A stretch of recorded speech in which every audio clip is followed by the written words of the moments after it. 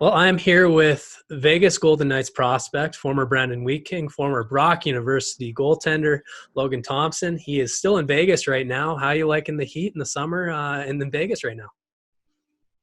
Yeah, it's a lot different than back home, but nothing can beat this heat. Really excited to be here and just enjoying my time while I'm here.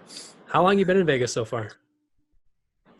I was a part of the Phase 3 roster, so I've been here for about a month and a little bit. So I got to skate with some of the guys here and be a part of the training camp, and then the team took off, and I stayed here.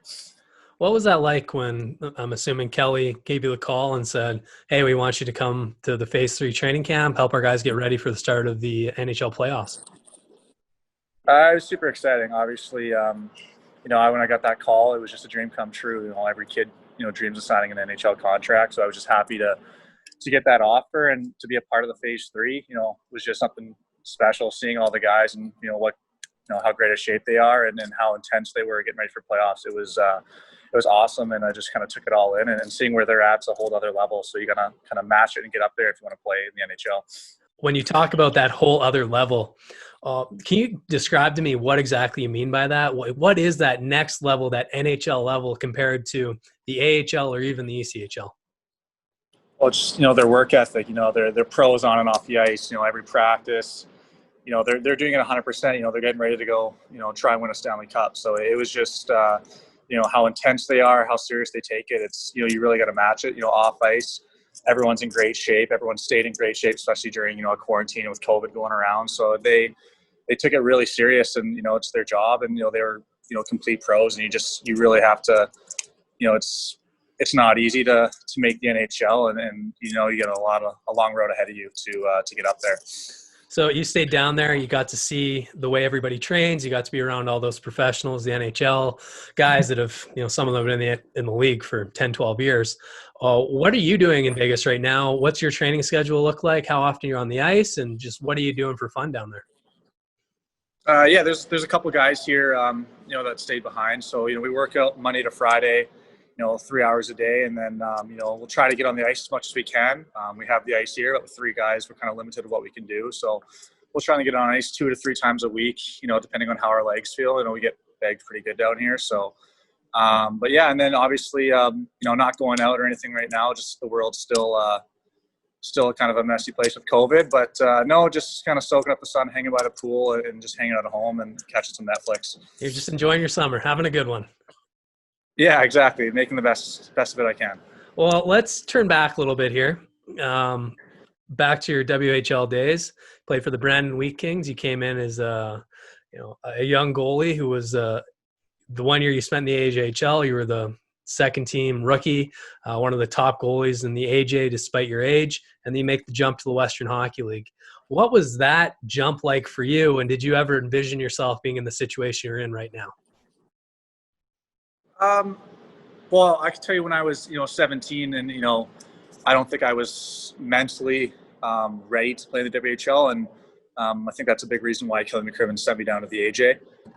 So if you told me back then that I'd probably sign an NHL contract, I'd say there's no way. I got to make the WHL first. But it was I was just going down to the AJ. I loved my time at Grand Prairie, and I got a lot of games in. I think I matured as a person and a goalie, and I think that's what helped me take the next step to the Brandon Wheat Kings. And they were a good team, a really good team my first 2 years there, and they really competitive, and they expected a lot out of their guys, maturity and on the ice. So I think that's kind of what helped my my 17-year-old year, 18-year-old year coming back to the Wheat Kings. Just trying to act more like a pro, and and we were a championship team. Wanted to be a part of that team, and didn't want to leave again. So I wanted to be a part of a very special group of guys. I mean, you look at your stats in the Western League, 23 games, 40 games, 55 games. That's what you want to see from a goaltender, especially because goaltenders develop, at a slower pace than most other players because it's such a difficult mentally position to play and technical position to play. But when you came into your last year, did you know that you wanted to go play pro hockey, or did you feel like I'm going to go to Brock University and get my 4 years and then leave hockey with a degree, or go try to play pro after that? No, I've always wanted to play pro. I mean, obviously, we were a younger team, rebuilding team, but I wanted to stay in Brandon, and obviously I wanted to go pro, and things just didn't really go my way. I think I can speak for, most kids in the WHL. I think every kid wants to go go pro. Things didn't go my way. Didn't really get any contract offers. Went to an invite with the Washington Capitals. Brock was always an option for me for school. They gave me the luxury of, okay, try to go pro, but we'll be here if nothing works out. And it didn't. So I decided to go to Brock. Coach there, Marty Williamson, and the goalie coach, they were great. They really helped me develop, let me play a lot of minutes, and they knew I still wanted to go pro. So they just said, come here, work hard, and we'll try and get you where you want to be. And that's exactly what I did. I didn't plan on staying my 4 years at Brock. If I didn't really have any pro opportunities, I would have loved it there. But yeah, as soon as opportunity came, they were really understanding, and they were okay with me leaving, and they were just happy for me. And I really appreciated them and my time there. Well, I mean, you did a lot for them in your one season there. You were the rookie of the year for the OUA and the goaltender of the year for the OUA. So you definitely met your end of the bargain, and they obviously met theirs, because at the end of that season, you went and played 8 games on the coast and 1 game in the AHL. And then last season, you spent the entire year in the ECHL. The coast, it's a tough league to play in. There's a lot of travel. There's a lot of players switching teams. It's a very fluid league where guys are coming up and going down all the time. For yourself, how did you prepare every game to play your best when it is such a difficult league to play in? I think the WHL kind of helped me with that. And, obviously leaving Brock and playing 8 games in Adirondack the year before kind of got me prepared to what to expect. I think it's similar to, when I was played in Brandon, a lot of road trips, there isn't really teams close by. So that was pretty comparable. I was used to the bus trips, the road legs. So there wasn't much of a step there for me. But it's just it is definitely a tough league. You got a bunch of guys going up and down, and super competitive. And, there's no goalie coach down on the East Coast. So you kind of just you and your goalie partner gotta, work and talk together and come up with drills. Obviously, being under a Hershey contract last year, I had some feedback. But, you don't get the goalie coaching you do every day in the WHL or even the CIS. So you just really got to and kind of grind your way through it and just, be a pro. But you really should take it serious and just try to be a pro and push yourself every day. Well, now you're obviously under contract with the Golden Knights. When Kelly called you, did you know that you had that opportunity, or was it something that came just out of the blue and you were like, oh my goodness, I am absolutely going to take advantage of this? Me and my agent were talking. I think he would never really tell me. He said there's some interest from teams out there. And, as soon as I got that call from, seeing Kelly's name and my agent was telling me, I was, super happy and, couldn't be more happy. This was always, since I was here at training camp for their very first time, this has always been a place I've wanted to be a part of and, be a part of their organization. So it was a dream come true. Obviously the work's not done yet, but I'm just really happy to be here, and I'm going to try and be here as much as I can and get better every day. So when you look back on your career up to this point, you've had quite the career. I mean, you played in the AJ, the Western League, the AHL, the ECHL, U Sports, and potentially the NHL next year, and you're still super young. What's your favorite hockey memory that you've got to experience? My favorite hockey memory?